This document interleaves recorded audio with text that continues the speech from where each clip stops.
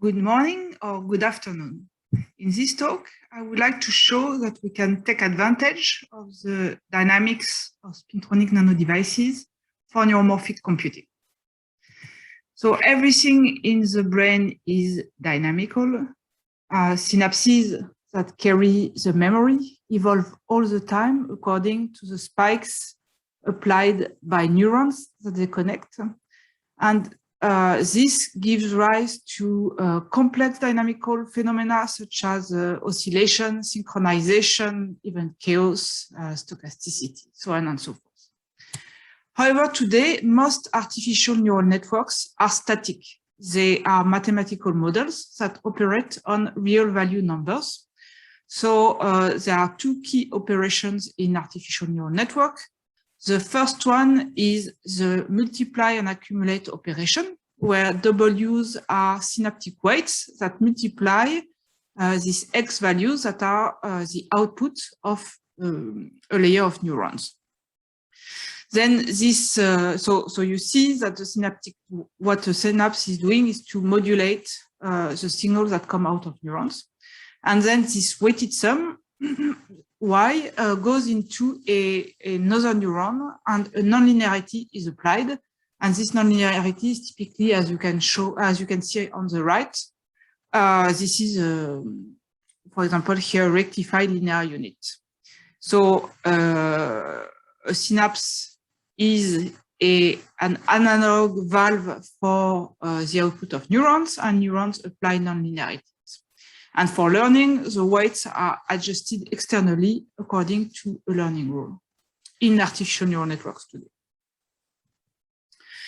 However, the nonlinear dynamics in the brain and the oscillations are, of course, very important for achieving highly efficient recognition. So, for example, in the brain, it's very well known that it is directly the spikes from the neurons that are going to program the synapses. And this, instead of having other circuits that are going to write the synapses, so this enables some kind of intrinsic learning. So you see that here the dynamics of neurons plays a key role for learning, and this has been exploited, for example, in memory stores systems for making some chips. And then when these spikes write the synapses, the spikes are also generated through the synaptic processes. And these spikes, it has been shown that they can synchronize. In fact, you can have massive population of neurons that synchronize. And this synchronization, when you measure, for example, with EEG signals, you can record these waves. And it's postulated that the synchronization is very important for binding different concepts in the brain. And it's also postulated that these oscillations are very important for inter-region communication, because when you have all neurons in a population that oscillate with the same mean field, of course, it makes a signal that is very powerful to influence neurons in another region. And so what I think is that since many nanodevices, in fact, have more than memory and nonlinearity, have intrinsically this ability to display some oscillation of dynamics. If we exploit them, maybe we can make a neural network that is more efficient for the same number of nanodevices. Basically, I think if we include these non-linear dynamics in nanodevices, we can gain in computing power in silicon area and energy.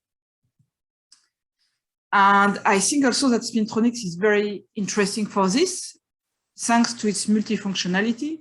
So as you know, the magnetic tunnel junction is a very promising non-volatile memory, but it also has a lot of other features. Using the same materials, basically, you can generate magnetic textures that you can use as memory bits that you can move around. You can exploit thermal effects to generate some intrinsic tunable stochasticity, and of course, you have intrinsically, because magnetization is a vector, you can have non-linear dynamics that you can control very well. And this is on this last point that I'm going to discuss mostly today. How we can enhance the computational properties of spintronic neural networks with the dynamics of magnetization.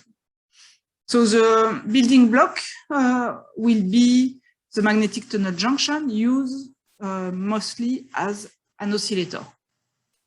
So the idea here, as you know, is that when you put a DC current in a magnetic tunnel junctions, under certain circumstances, you can generate through spin torque a sustained precession of the magnetization, and that is going to give rise through tunnel magnetoresistance to voltage oscillations. This is an experiment that you can see here, where you see very well how the voltage very cleanly oscillates. And what is interesting is that the amplitude of the oscillations and the frequency of the oscillation is controllable through the intensity of the current that you inject through the junction, because this is going to modulate the amplitude of the spin torque that acts on the magnetization and is therefore going to modify the orbit. So here we have intrinsically this nonlinear dynamics that we can exploit. So first I would like to show you how this nonlinear dynamics can facilitate in a neural network the separation of input data in different classes. So for this, we are going to exploit the complexity, the rich dynamics of spintronic oscillators. So why are they rich dynamics?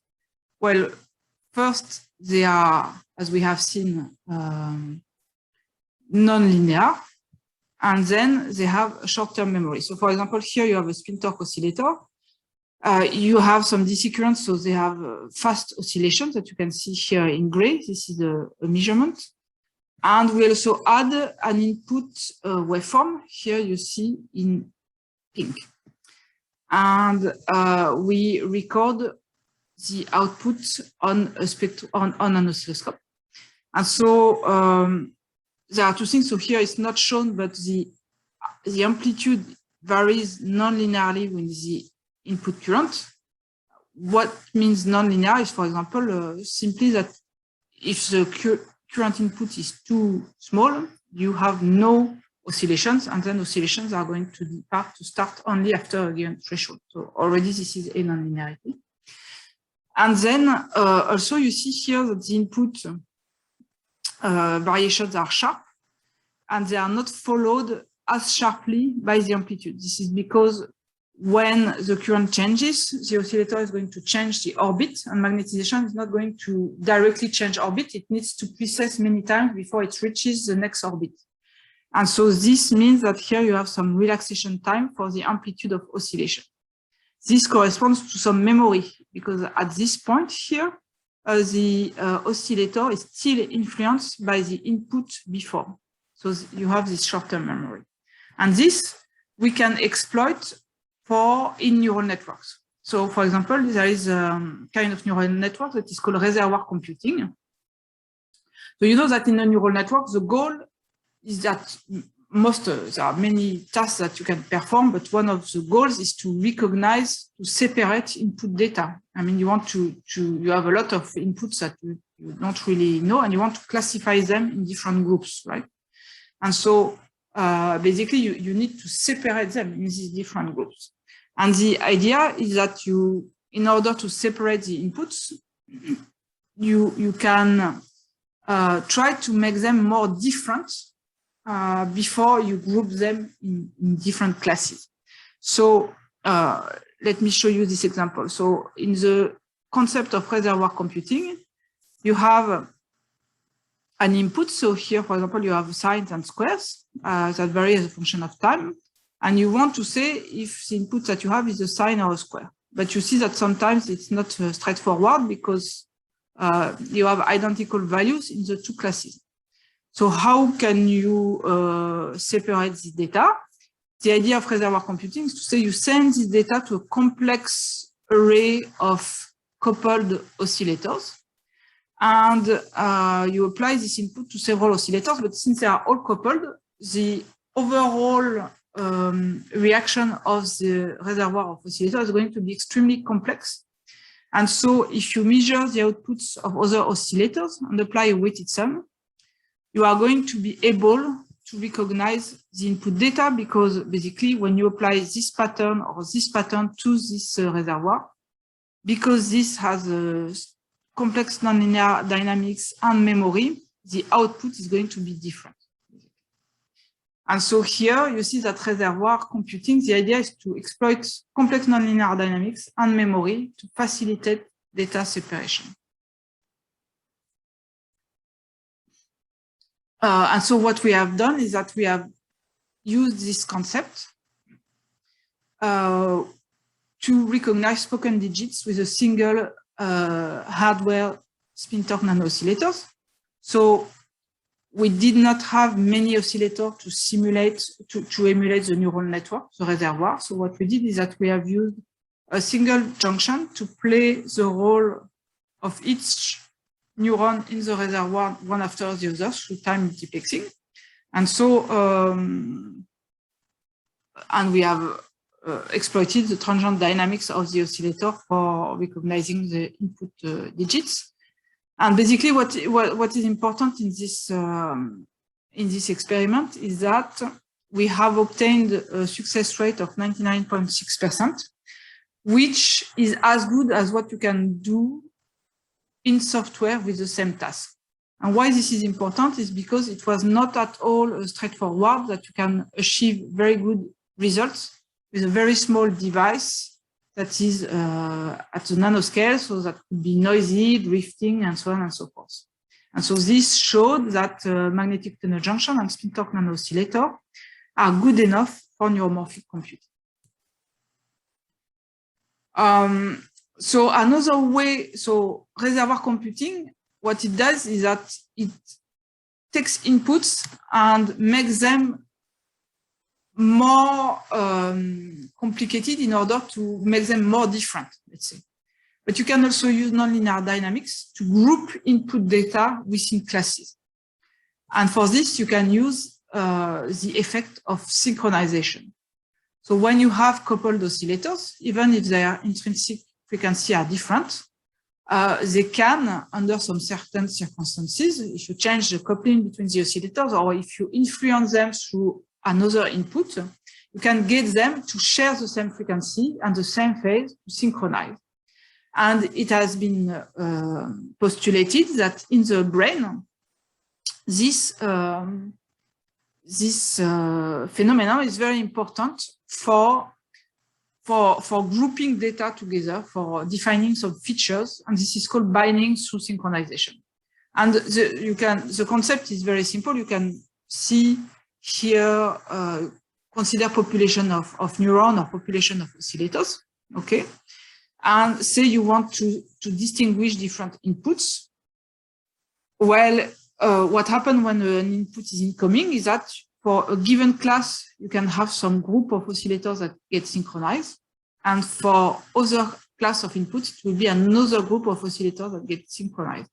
And it's by looking at which oscillator synchronize with which that you can know which class of data was presented to the network. And so this is very interesting, of course, because as you know, spintronic nano-oscillators can synchronize. So here I show you an experiment. We have three, well, this is a schematic. We have three spin-torque nano-oscillators that are connected electrically, you see, in series. And we look at the output on a spectrum analyzer, okay? And so on the left here, what you see is what we obtain when the oscillators, in fact, are not connected, so when they are independent. So you see that we have three different frequencies because the oscillators are different and they have different discipline. So different frequencies and they have very small signals.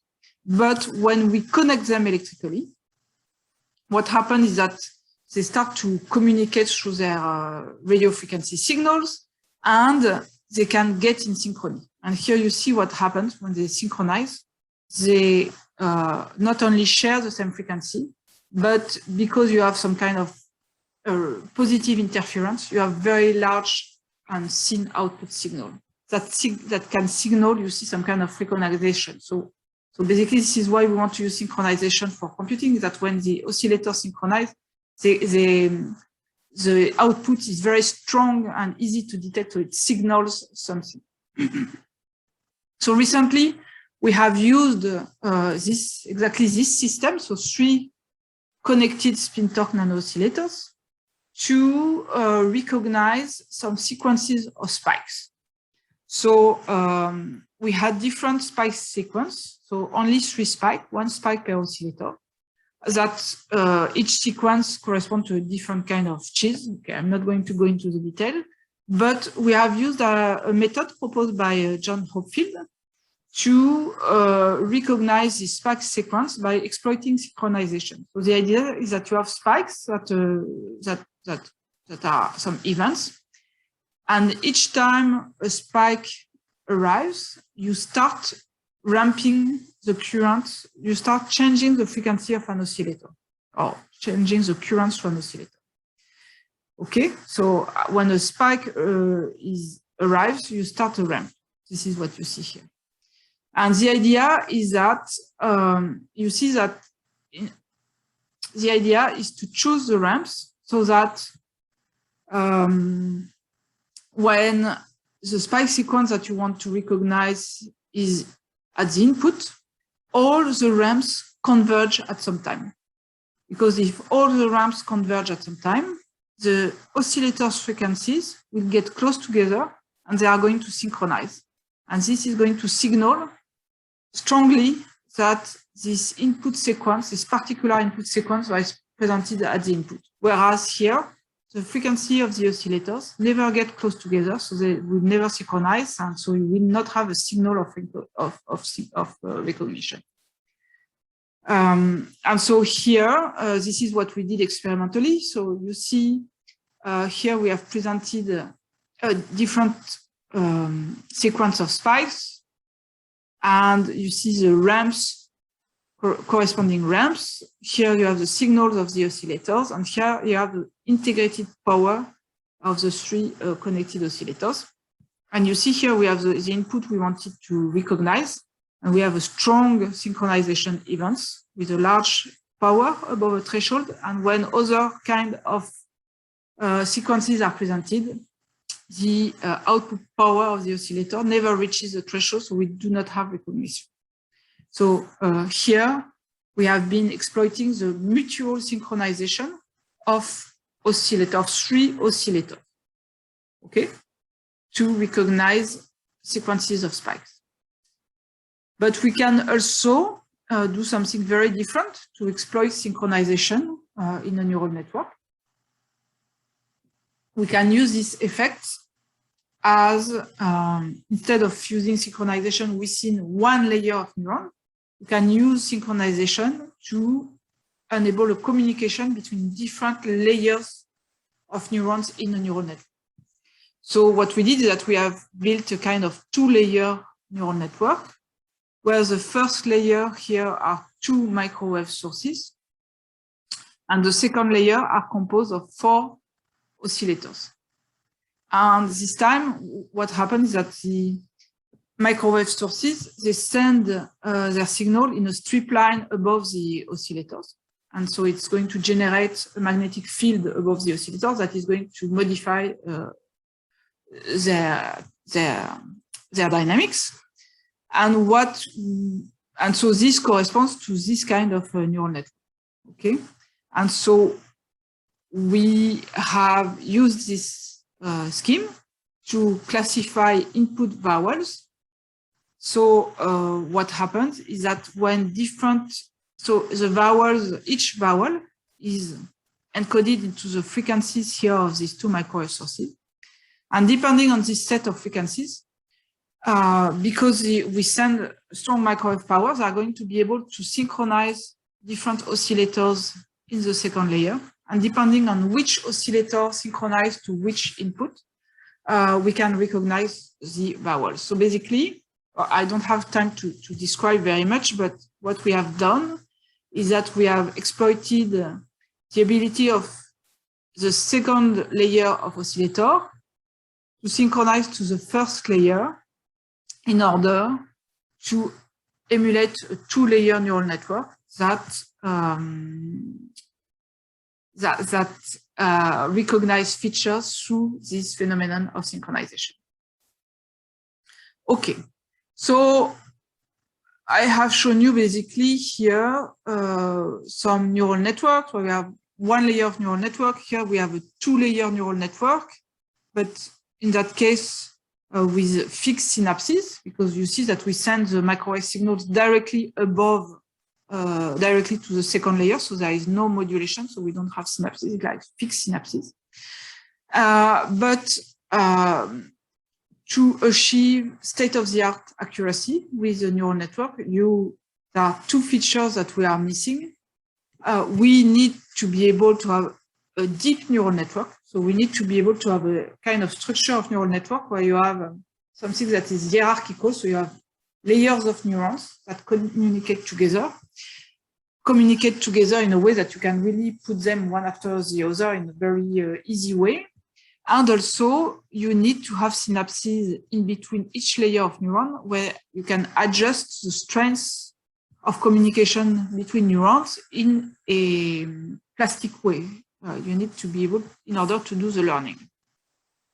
And so the question we ask is, can we build a dynamical deep neural network based on magnetic tunnel junctions? And so here we said, okay, well, we have these spintronic nano-oscillators that we can use as radio frequency neurons. And here we noted that, in fact,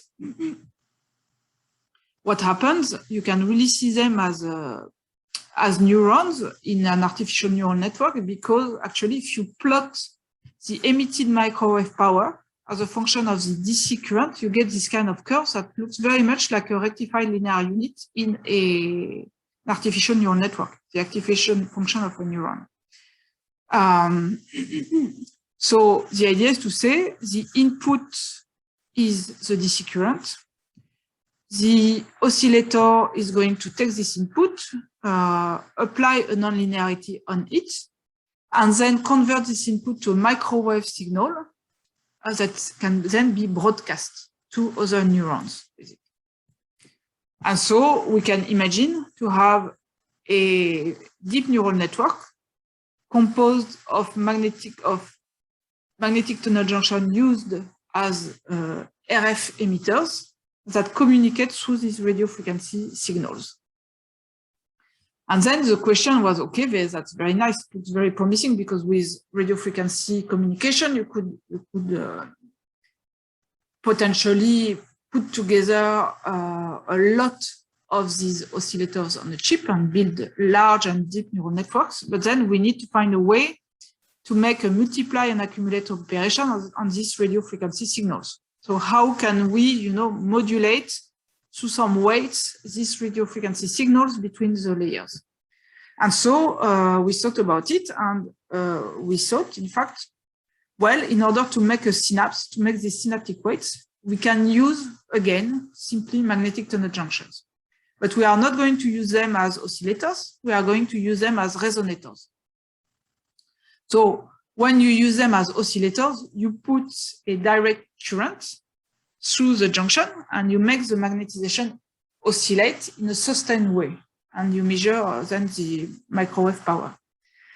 But here the idea is not this one, is that you have your magnetic tunnel junction, and you know that a magnetic tunnel junction without is a kind of resonator, right? Because the magnetization in the free layer is confined in a energy potential, so it has some intrinsic frequency, right?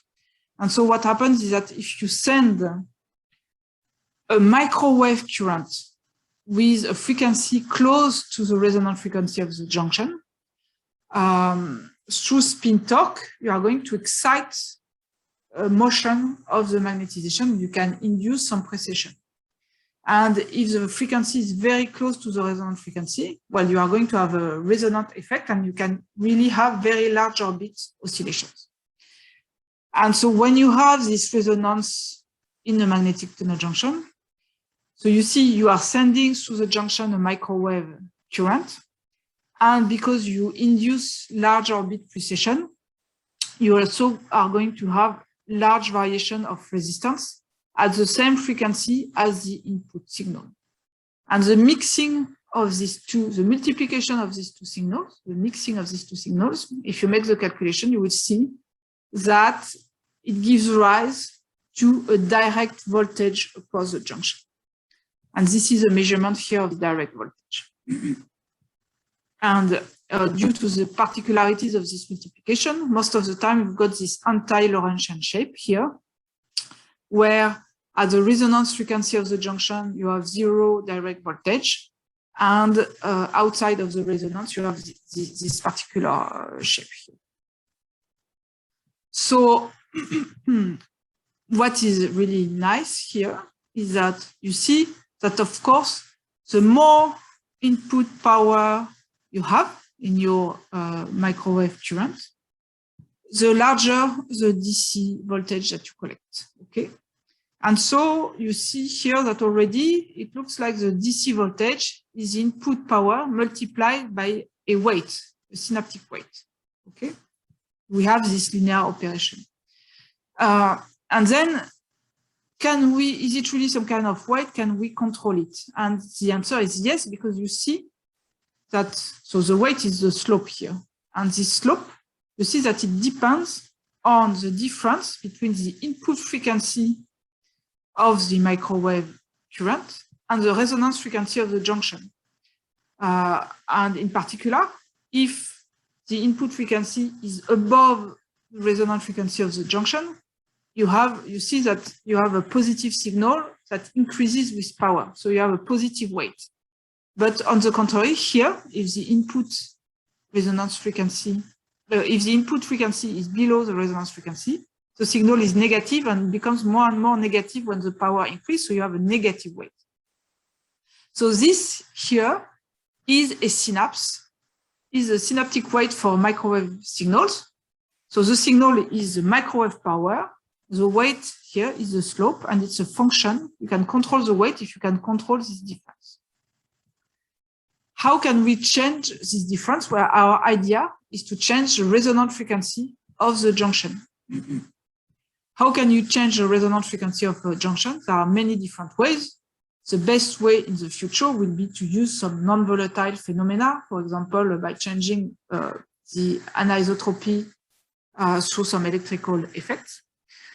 Here, what we did is that we have these strip lines above the spin torque oscillator. So we have sent a DC current through these strip lines that generates a magnetic field above the oscillator. And this magnetic field is going to change the confinement of the magnetization. So it's going to change the resonant frequency. So here you see how this spin diode response of the magnetic tunnel junction is shifting. So the resonance frequency is shifting when we change the DC current through the strip line. So if we plot the DC voltage as a function of the input power for different currents, which correspond to different resonance frequency of the junction, you see that we have different slopes here, which correspond to weights, different weights that can be positive or negative, which is exactly what we want for a neural network. Okay, so here we see that the magnetic tunnel junction is a synapse. How can we make the multiply and accumulate operation?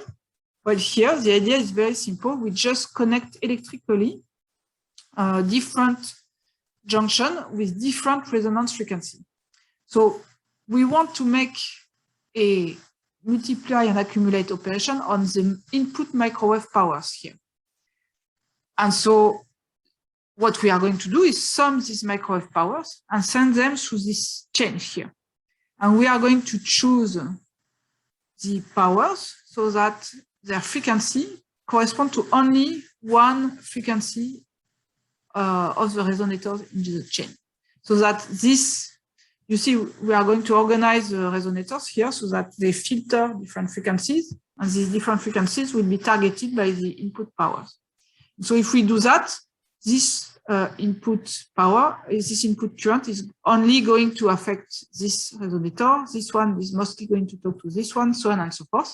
And in the end, we are going to have this, if we measure the voltage across the chain, it will be the sum, the weighted sum of microwave powers, depending on weights that can be modulated by the difference between the input frequency here and the resonant frequency of the junction. And so this is a very efficient way to implement a multiply and accumulate operation, because you see that instead of having 4 wires here, we have only 1 wire. And this is because we are using frequency multiplexing, basically, to address the connectivity in the network. And so what we did recently is that we have demonstrated a multiply and accumulate operation on the microwave inputs with 2 junctions that act as synaptic weights. You see here the experimental voltage as a function of the ideal multiply and accumulate operation. And you see that we get a very good result, and we have shown that this was good enough to classify some patterns in a plane. And what we did is that we have simulated a larger neural network here, where we have different chains of neurons that different chains of synapses, one for each neuron. And with this, we have been able to recognize 110-digit database. So this is a simulation, right? So here you see the different signals, the different resonance signals in the chain. And here you can see the recognition rate. And this, okay. And so now what we are working on, what we would like to do, of course, not in the near future, but in the long term, is to be able to build deep neural network with this scheme, where we have, basically we have neurons that are spintor nano-oscillators that emits microwave, that go through chain of synapse resonators, that take this microwave, make a multiply and accumulate operation, convert to DC voltage that is then sent to neurons. And in that way, we can build these hierarchical neural networks that perform inference. And so we think that with our scheme here, by using this frequency multiplexing and this RF communication, we can really have a large number of synapses per neuron. We could directly classify RF input. So we hope really to, and we can exploit the speed, the gigahertz communication and the processing speed of neurons and synapses to accelerate the efficiency of neural network. And something that we want to do, of course, in the future is to exploit the dynamics, the inherent dynamics and physics of these neural networks for learning. And I thank you for your attention.